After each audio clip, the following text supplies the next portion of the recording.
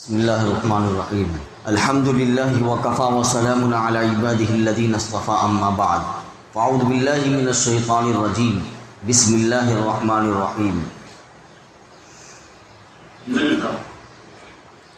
یا بنی اسرائیل اذکروا نعمتی التي انعمت علیکم يا بني إسرائيل اذكروا نعمتي التي أنعمت عليكم وأني فضلتكم على العالمين واتقوا يوما لا تجزي نفس عن نفس شيئا ولا يقبل منها عدل ولا تنفعها شفاعة ولا يقبل منها عدل ولا تنفعها شفاعة ولا هم ينصرون۔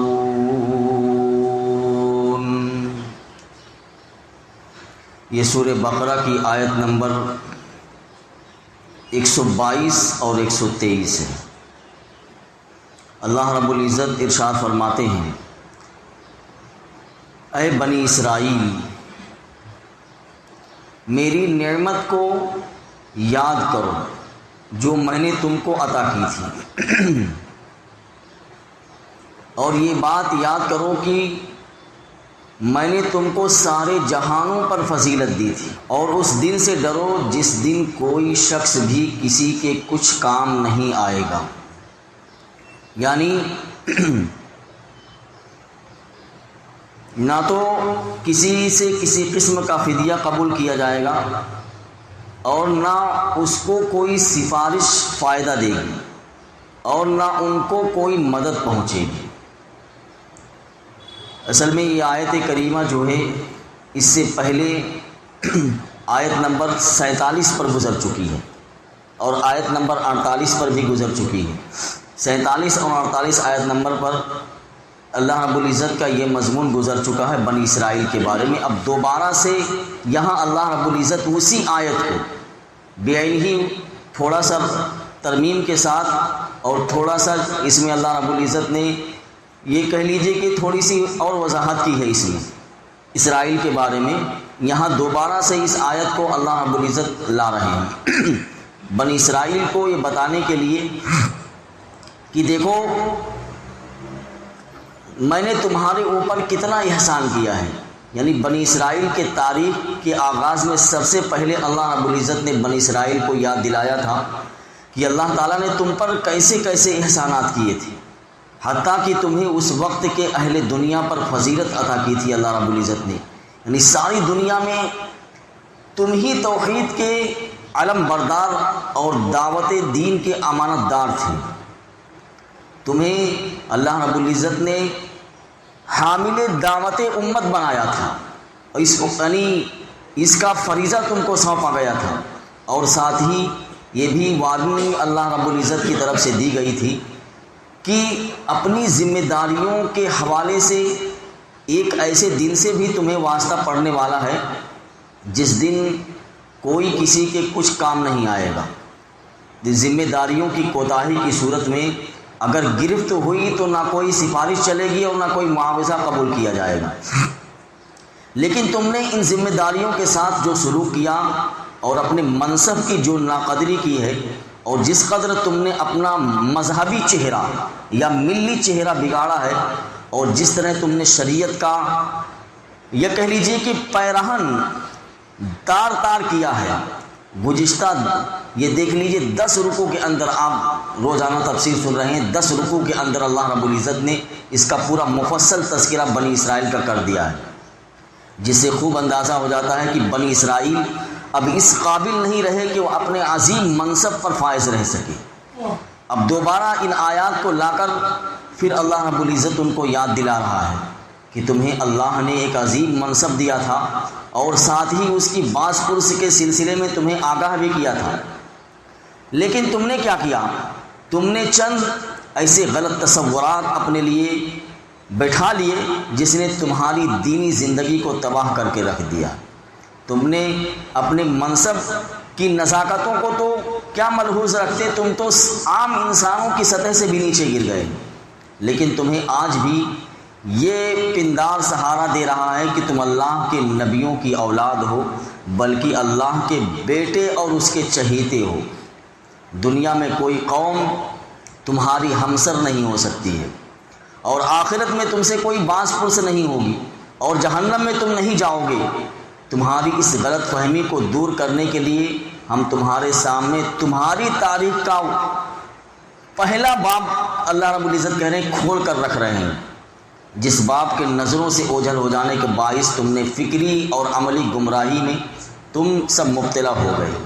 چنانچہ جو ہے اگلی آیات کریمہ سے اس کا آغاز اللہ رب العزت فرما رہے ہیں۔ تو خلاصہ یہ ہے کہ اس آیت میں اللہ رب العزت نے مسلمانوں کو یہ سبق دیا ہے، اور سب کے لیے یہ سبق ہے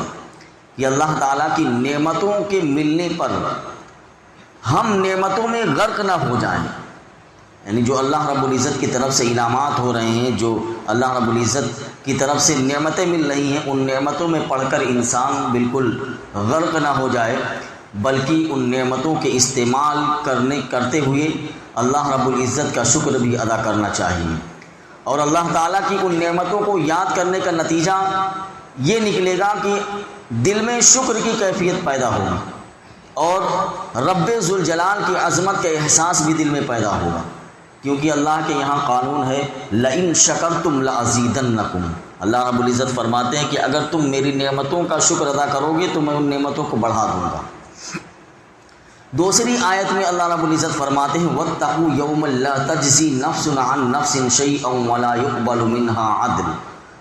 ولا تنفعها شفاعۃ ولا هم ينصرون۔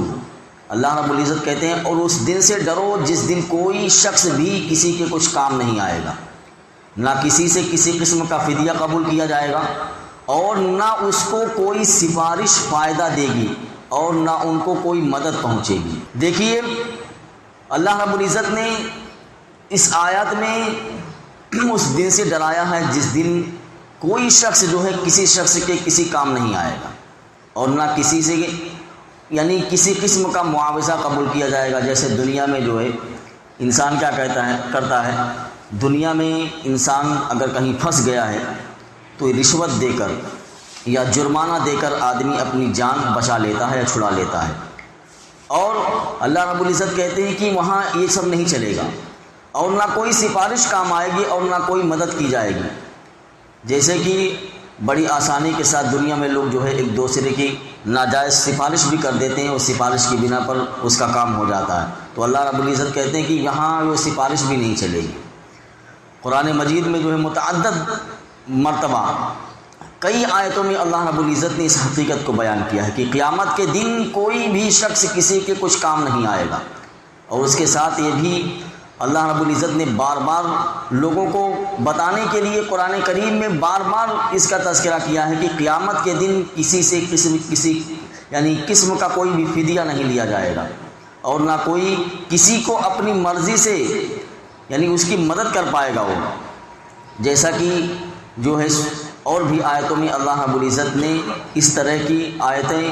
لا کر لوگوں کو بتا دیا کہ قیامت کا دن ایسا ہولناکی کا دن ہوگا کہ ہر کسی کو اپنے علاوہ کسی کی کوئی فکر نہیں ہوگی۔ لیکن یہاں جو آیت کریمہ ہے وَلَا تَنْفَعُهَا شَفَاعَةٌ کہ وہاں کوئی شفاعت نفع نہیں دے گی، تو اصل میں یہاں جس سفارش